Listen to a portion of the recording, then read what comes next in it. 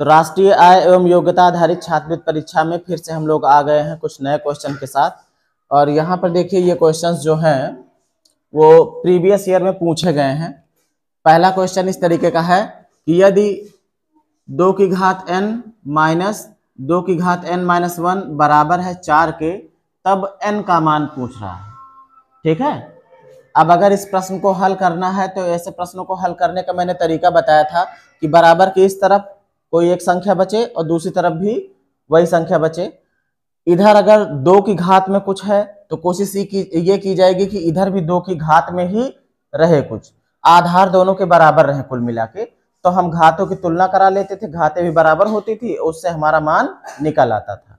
तो कैसे किया जाएगा, देखो जो दिया है सवाल में उसके हिसाब से हम लोग चलेंगे। तो लिखा है 2 की घात n माइनस 2 की घात n माइनस 1 और बराबर कितने के है, 4 के। अभी आपको इसमें कुछ कॉमन जैसा दिख नहीं रहा है, इसको हम क्या लिख सकते हैं, देखो 2 की घात n माइनस 2 की घात n गुणा, ऐसे गुणा लगा दूं, मान लो 2 की घात माइनस का 1, ऐसे लिख सकता हूं, है ना, बराबर 4 के। अब दोनों में आपको 2 की घात n दिखने लगा, 2 की घात n को हम क्या कर लेंगे, कॉमन कर लेंगे। तो यहां बचेगा 1 माइनस यहां बचेगा 2 की घात माइनस का 1 बराबर इधर कितना है, 4। अब इसको थोड़ा और हल करेंगे, यहां पे देख लो। तो 2 की घात n और ब्रैकेट के अंदर 1 माइनस, जिसकी घात माइनस में होती है तो उसको 1 के बटे में कर देते तो प्लस में हो जाती है। मतलब इसको लिख सकते हैं 1/2 की घात 1 अब लगाने की जरूरत नहीं है, जब एक घात प्लस में रहती तो उसको लगाया नहीं जाता। बराबर के उस तरफ क्या है, 4 है।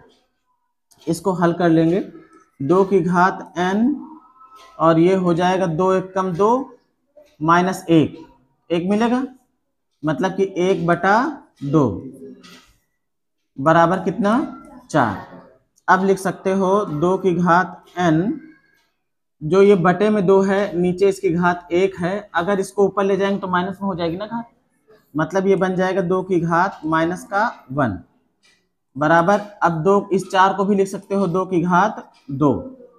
यहाँ अब इसको हम बना सकते हैं, अगर इन दोनों का गुणा हो रहा है तो घातें जुड़ेंगी, घातें जुड़ेंगी, मतलब है माइनस में तो माइनस लग जाएगा भाई, n माइनस 1 बन जाएगा बराबर इधर कितना, 2 की घात 2। अब देखो आधार समान हो गया है ना, बीच में बराबर लगा है, जब आधार समान है तो घातें भी समान होनी चाहिए। तो क्या बन जाएगा, n माइनस 1 बराबर हो जाएगा किसके, 2 के। तो n बराबर क्या हो जाएगा, 1 को उधर भेज दो, इधर माइनस में उधर जाएगा तो प्लस में, मतलब 2 + 1 कुल मिला के आ जाएगा कितना, 3।